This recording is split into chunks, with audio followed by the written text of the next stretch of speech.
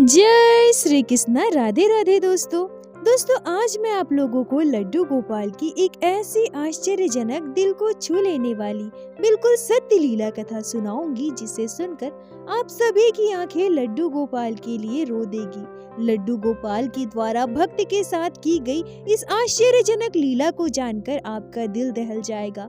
दोस्तों, आप सोच भी नहीं सकते बाल गोपाल अपने भक्तों के साथ कैसी कैसी आश्चर्यजनक लीलाएं करते हैं। आज की इस लीला कथा को आंखें बंद करके पूरे श्रद्धा भाव के साथ श्रवण कीजिएगा। आशा करती हूँ आज की यह लीला कथा आपके हृदय को स्पर्श करेगी। दोस्तों, आज की यह लीला कथा हमारे साथ शेयर की है जमशेदपुर में रहने वाली मेघा शर्मा जी ने। मेघा जी हमसे कहती हैं, मेरी शादी को 15 साल हुए हैं। पहले हम दुमका के एक छोटे से गांव में रहते थे।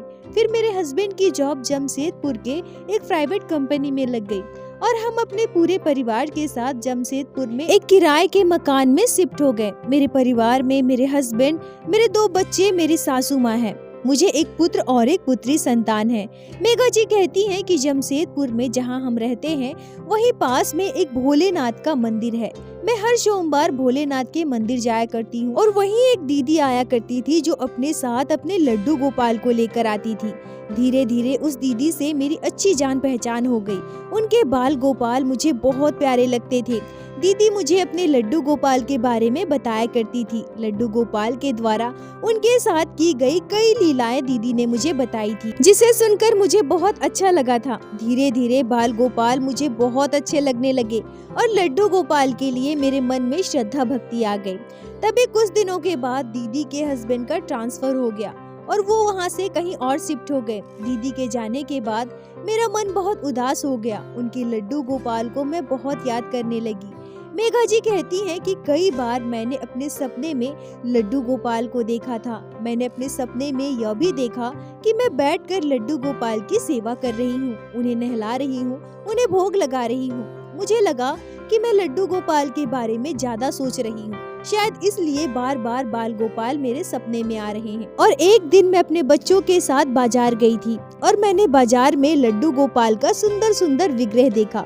अचानक से मुझे मेरा सपना याद आ गया। मैं बहुत भावुक हो गई और मेरा मन बहुत व्याकुल हो गया।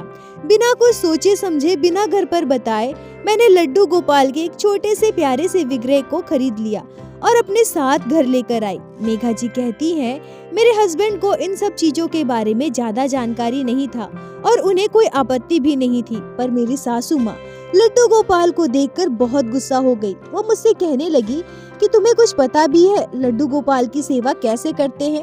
उनकी सेवा में बहुत नियम होता है। क्या तुम इतना सब कुछ कर पाओगी? लड्डू गोपाल को घर लाने से पहले कम से कम एक बार मुझसे पूछ तो लेती।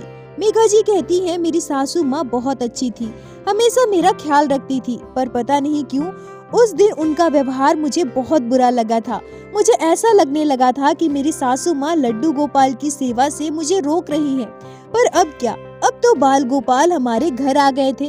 मैंने लड्डू गोपाल को पंचामृत से स्नान करवाया और अपने घर के मंदिर में विराजित कर दिया और उसी दिन से बाल गोपाल की सेवा हमारे घर प्रारंभ हो गई।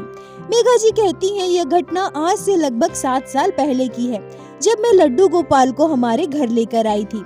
उस समय ठंड का मौसम था, बहुत ज्यादा सर्दी पड़ रही थी। लड्डू गोपाल को हमारे घर लाने के अगले दिन मैं सुबह जल्दी उठकर घर के सारे काम करके नहा धोकर लड्डू गोपाल को स्नान करवाया, उन्हें भोग लगाया। परंतु अगले 2 दिनों के बाद बारिश शुरू हो गई। बारिश की वजह से बहुत ज्यादा ठंड और कोहरा पड़ रहा था। मैं सुबह उठी तो मुझे हिम्मत नहीं हो रहा था कि मैं नहाऊं। घर के पूरे काम खत्म करके मैं बाथरूम में नहाने गई, पर मैंने बाल नहीं धोए। पैर हाथ अच्छे से धोकर, गले तक अच्छे से नहाकर, स्वच्छ वस्त्र पहनकर मैं लड्डू गोपाल की सेवा के लिए चली गई। पर मैंने अपना सर नहीं भिगोया था, अपने बाल नहीं धोए थे। लड्डू गोपाल को स्नान करवा के उन्हें भोग लगाया। पर जैसे ही मैं अपने घर के मंदिर से बाहर आती हूँ, मेरे सासू माँ मुझे देखकर गुस्से में मुझसे कहती है, ये क्या, तुम मजाक समझ कर रखी हो क्या? जब मैंने कहा कि लड्डू गोपाल की सेवा करना कठिन होता है, इसमें बहुत नियम है, तब तो तुम मेरी एक बात नहीं मानी। और आज ये क्या, तुमने बिना बाल धोए लड्डू गोपाल की सेवा की। तुम्हें पता भी है लड्डू गोपाल श्री नारायण है, श्री कृष्ण है। तुम उनके साथ ऐसा कैसे कर सकती हो? मेघा जी कहती है कि अपनी सासू माँ की बात सुनकर मैं बहुत आश्चर्य हो गई और मैंने उनसे कहा, मम्मी जी हमारे घर में और भी भगवान के चित्रपट है ना, हम तो प्रतिदिन बिना बाल धोकर उनकी पूजा पाठ करते ही हैं। फिर लड्डू गोपाल के लिए आप ऐसा क्यों कह रही हैं? देखिए ना आज कितना ठंडा है, बस इसीलिए मैं बाल धोकर नहीं नहाई हूँ। तभी मेरी सासू माँ गुस्से में कहती है, भगवान के चित्रपट की पूजा करना और मूर्ति सेवा करना दोनों में बहुत अंतर है। देखो बहू, मैं तुम्हें पहले ही बोली थी ना, लड्डू गोपाल की सेवा करना इतना आसान नहीं है। भगवान की सेवा में स्वच्छता का विशेष ध्यान रखना पड़ता है और तुम बिना बाल धोए ही पूजा करने आ गई। अभी भी समय है, लड्डू गोपाल को किसी मंदिर में रख कर आओ।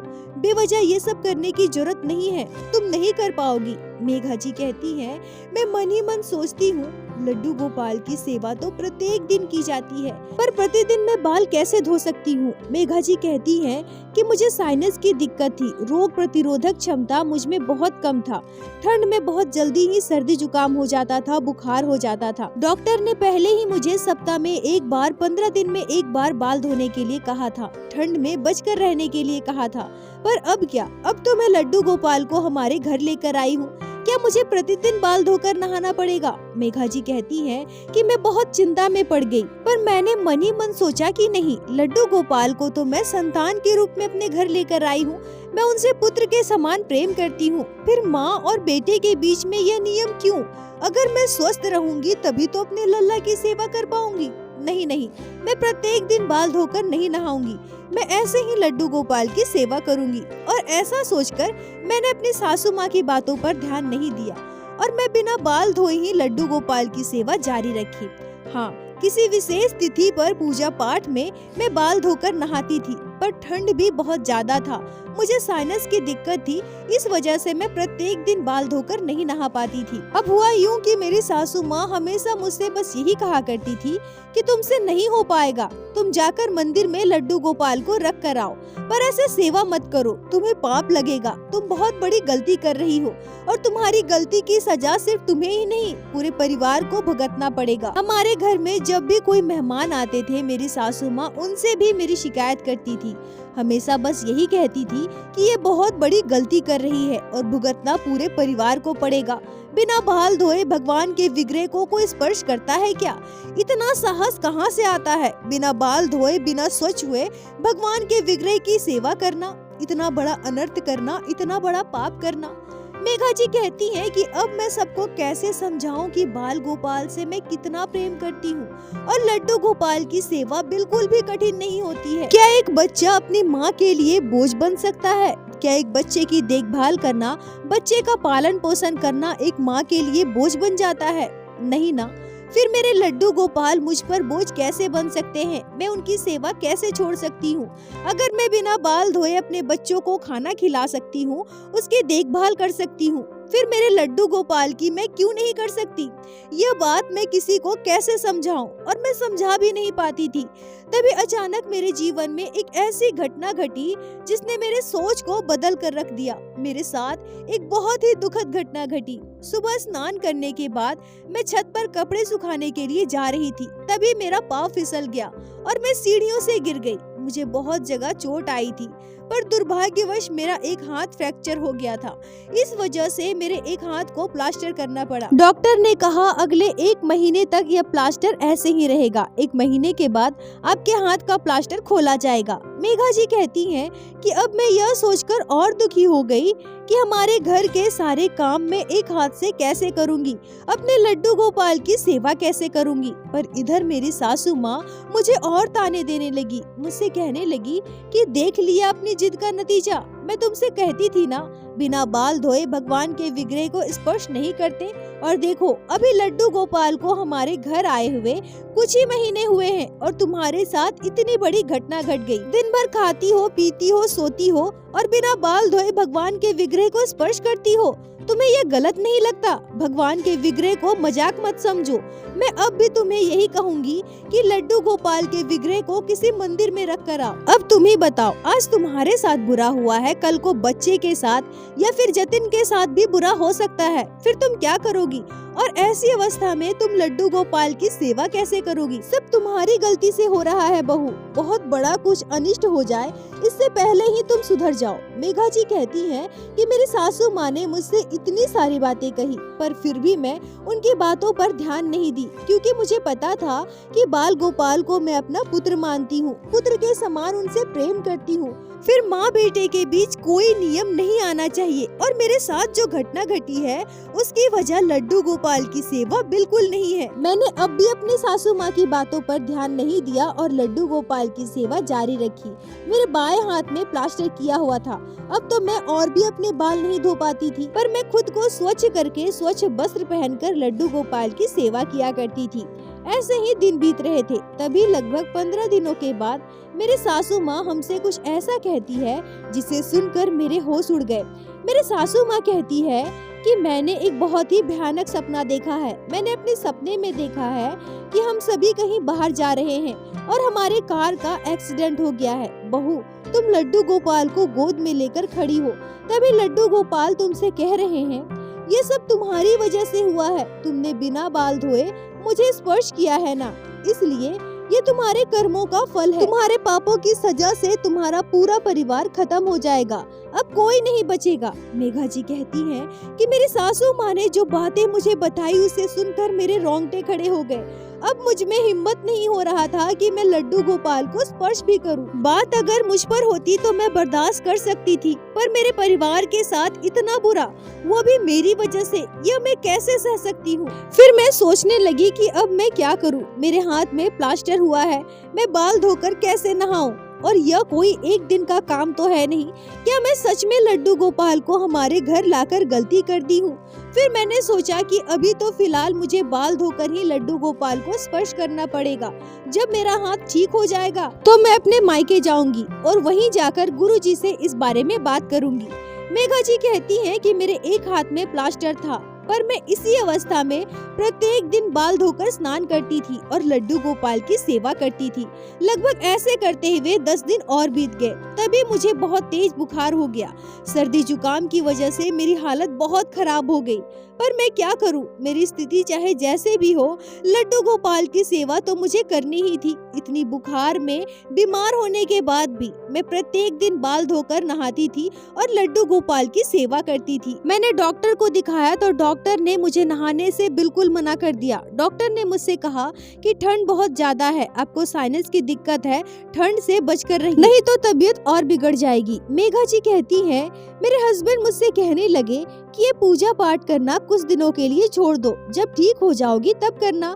पूजा पाठ करने के लिए रोज नहाना पड़ेगा, जिससे तुम्हारी तबीयत और बिगड़ जाएगी। मेघा जी कहती हैं, मेरी तबीयत भी ठीक नहीं हो रही थी और मैं डॉक्टर की बात भी समझ रही थी, पर लड्डू गोपाल की सेवा तो मुझे करनी ही थी। मेरे हस्बैंड तो सुबह सुबह अपने काम पर चले जाते थे, फिर मैं बाल धोकर नहाती थी, लड्डू गोपाल की सेवा करती थी।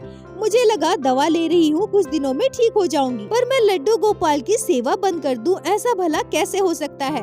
पर धीरे धीरे मेरी तबीयत बहुत बिगड़ने लगी। हालत ऐसी हो गई कि 2-3 दिनों के बाद बुखार की वजह से मैं बेहोश हो गई। जल्दी से मुझे अस्पताल ले जाया गया, जहाँ मुझे एडमिट कर लिया गया। कुछ दिनों के बाद मेरी तबीयत थोड़ी ठीक हुई। तब मेरे हस्बैंड मुझ पर गुस्सा करने लगे और मुझसे कहने लगे। 2-3 दिनों के बाद जब मेरी हालत में थोड़ी सुधार हुई तो मेरे हस्बैंड मुझ पर गुस्सा करने लगे और मुझसे कहने लगे, देख लिया तुम्हारी जिद का नतीजा, और नहाओ, खूब पानी में भिगो। अब तुम्हारी वजह से हम सभी को कितना परेशानी झेलना पड़ रहा है। घर पर तो छोटे छोटे बच्चे हैं, माँ की उम्र हो गई है, उन्हें कौन देखेगा? मैं भी कोई सरकारी नौकरी नहीं करता, प्राइवेट कंपनी में जॉब करता हूँ। तुम्हारी वजह से काम धाम छोड़कर मैं यहाँ तुम्हारे पास हूँ। तुम बहुत बड़ी भक्त बन रही हो क्या? अरे कुछ दिन पूजा पाठ नहीं करोगी तो क्या हो जाएगा? तुमसे मैंने कहा था कि तुम ठीक हो जाओ फिर कर लेना लड्डू गोपाल की सेवा, पर ये सब क्या है मेघा? तुम समझती क्यों नहीं? मेघा जी कहती हैं कि मेरे हस्बैंड मेरी वजह से बहुत परेशान थे, वो मुझसे बहुत प्यार करते थे, मेरी ये हालत उनसे देखी नहीं जा रही थी, इसलिए वो ये सारी बातें मुझसे कह रहे थे। मैं इस बात को अच्छी तरह से समझ रही थी, पर तभी तुरंत मेरी सासू माँ कहती है, बेटा मैं बहू को समझा समझा कर थक गई हूँ, तुम्हें पता है पूरी घटना क्या है? और यह कहकर मेरी सासू माँ मेरे हस्बैंड को सब कुछ बताती है। मेरे हस्बैंड से कहती है कि मैं बिना बाल धोए बिना स्वच्छ हुए लड्डू गोपाल की सेवा करती हूँ, इसलिए मुझे पाप लगा और मेरी गलती की सजा मुझे मिली। मेरा हाथ टूटा और उसके बाद मेरी सासू माँ ने सपना देखा था कि अगर मैं बिना बाल धोए बिना स्वच्छ हुए लड्डू गोपाल की सेवा करूंगी तो हमारे परिवार पर बहुत बड़ा संकट आएगा।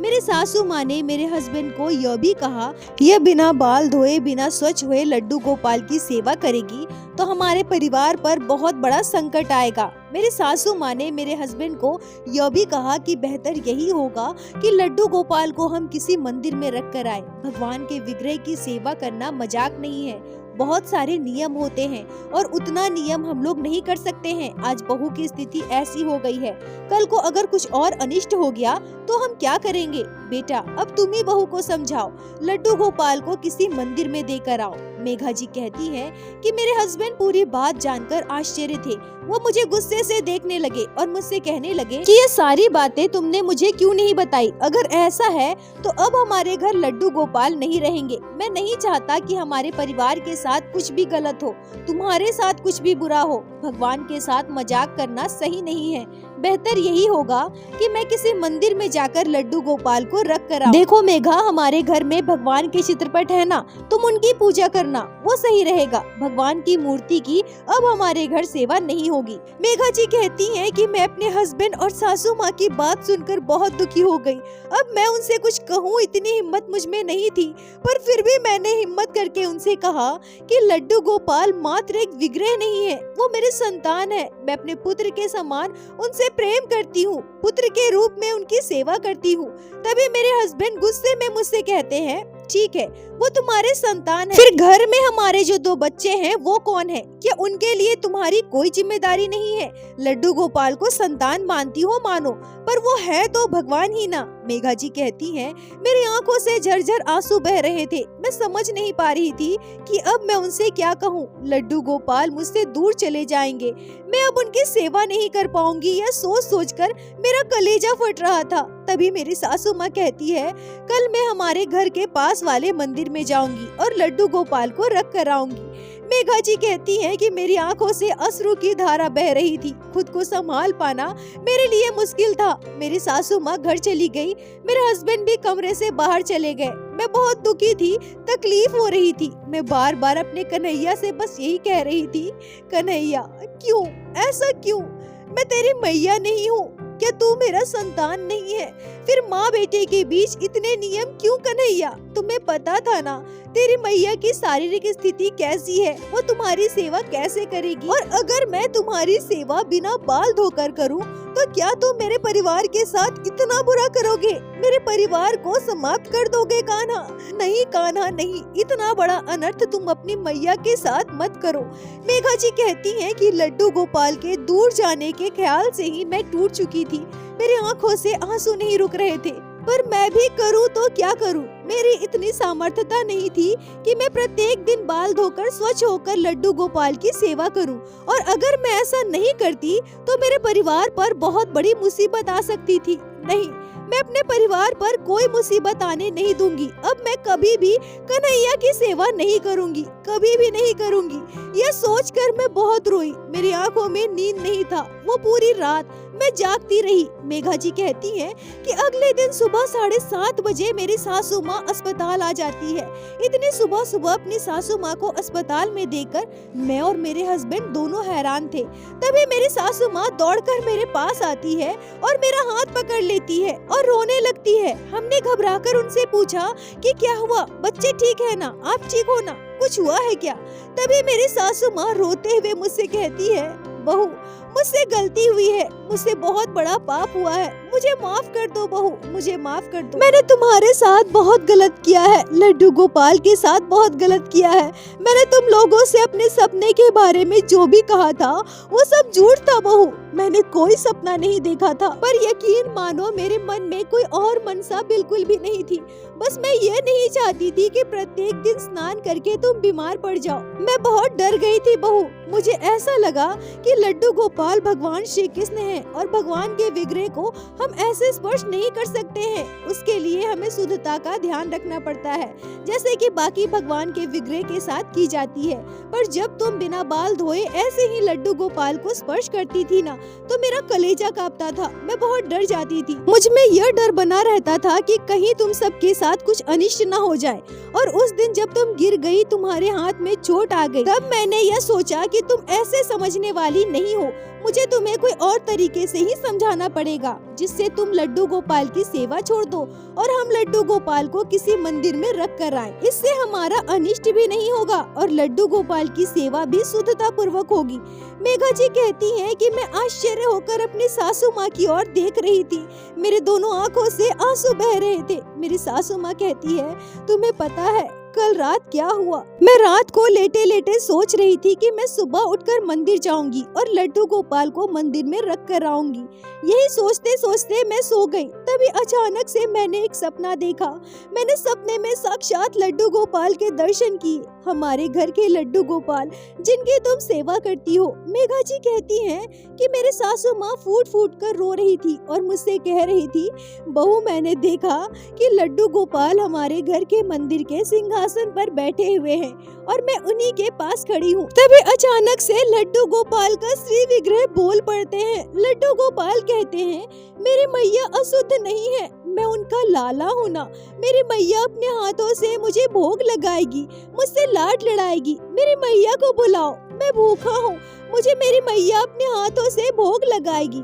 और इतना देखते ही मेरा सपना टूट गया बहू। मैं अभागन हूँ, मैं पापन हूँ। मैं तुम्हारी भक्ति को समझ नहीं पाई, तुम्हारे प्रेम को समझ नहीं पाई। फिर भी आज कन्हैया ने साक्षात मेरी गलती का एहसास कराने के लिए मुझे मेरे सपने में दर्शन दिए। बहू तू अशुद्ध नहीं है, तेरी सेवा को लड्डू गोपाल ने स्वीकार किया है।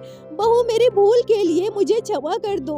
अब मैं कभी तुम्हें लड्डू गोपाल की सेवा से नहीं रोकूंगी, कभी तेरे कन्हैया को तुझसे दूर नहीं करूंगी। तेरे लाला तेरे हाथों से भोग लगाना चाहते हैं, तुझसे सेवा लेना चाहते हैं। मेघा जी कहती हैं कि अपनी सासू माँ के सपने के बारे में जानकर मैं समझ नहीं पा रही थी कि मैं क्या करूं। अंतरात्मा से मुझे खुशी हो रही थी। बाल गोपाल ने मुझे अपनी मैया के रूप में स्वीकार किया है, मेरी सेवा को स्वीकार किया है। लड्डू गोपाल ने जो चमत्कार, जो लीला मेरे परिवार के साथ की है, उसके लिए मैं अपने आप को सौभाग्यशाली समझती हूँ। इस घटना को 7 साल हो गए। 7 सालों से लड्डू गोपाल की निरंतर सेवा हमारे परिवार में होती आ रही है और मरते दम तक मैं लड्डू गोपाल की सेवा करूंगी। मैं बाल गोपाल की सेवा अपने शिशु के समान करती हूँ, अपने पुत्र की भांति करती हूँ। लड्डू गोपाल से हम सभी बहुत प्रेम करते हैं। लड्डू गोपाल से बस मैं यही प्रार्थना करूंगी कि हे माधव, ऐसी ही अपनी कृपा दृष्टि मुझ पर और मेरे पूरे परिवार पर बनाए रखे। मेघा जी आपका बहुत बहुत धन्यवाद, जो आपने लड्डू गोपाल के साथ साक्षात इस अद्भुत लीला को हमारे साथ शेयर की, जिसे मैं हमारे चैनल के माध्यम से बाकी सारे भक्तों तक पहुंचा सकी। अपना साथ और प्यार ऐसे ही बनाए रखे। दोस्तों यह घटना रोंगटे खड़े कर देने वाली है और साथ साथ अनेकों भक्तों के सवालों का जवाब भी है। दोस्तों इस घटना पर आपके क्या विचार हैं? कमेंट में जरूर बताएं। मुझे आप सभी के कमेंट का इंतजार रहता है। और दोस्तों एक बार मेरे साथ प्रेम से कहिए, बोलो बाके बिहारी लाल की जय, लड्डू गोपाल की जय, जय जय श्री राधे। दोस्तों यदि आप लोगों को आज की यह लीला कथा अच्छी लगी हो, आपके हृदय को स्पर्श की हो, तो कृपया वीडियो को लाइक करके अपने दोस्तों के साथ शेयर अवश्य करें, जिससे बाकी भक्त भी लड्डू गोपाल के इस अद्भुत लीला कथा को श्रवण कर सके। और हमारे चैनल को सब्सक्राइब करें, जिससे प्रतिदिन आप लोग हमारे चैनल पे श्री बाके बिहारी श्री लड्डू गोपाल की लीला कथा सुन सके। दोस्तों यदि आपके जीवन में घटी हो कोई भी चमत्कारी घटना या लड्डू गोपाल ने कभी भी की हो कोई भी लीला जिसे आप हम सभी के साथ शेयर करना चाहते हैं, तो कृपया हमें इंस्टाग्राम पे मैसेज करें।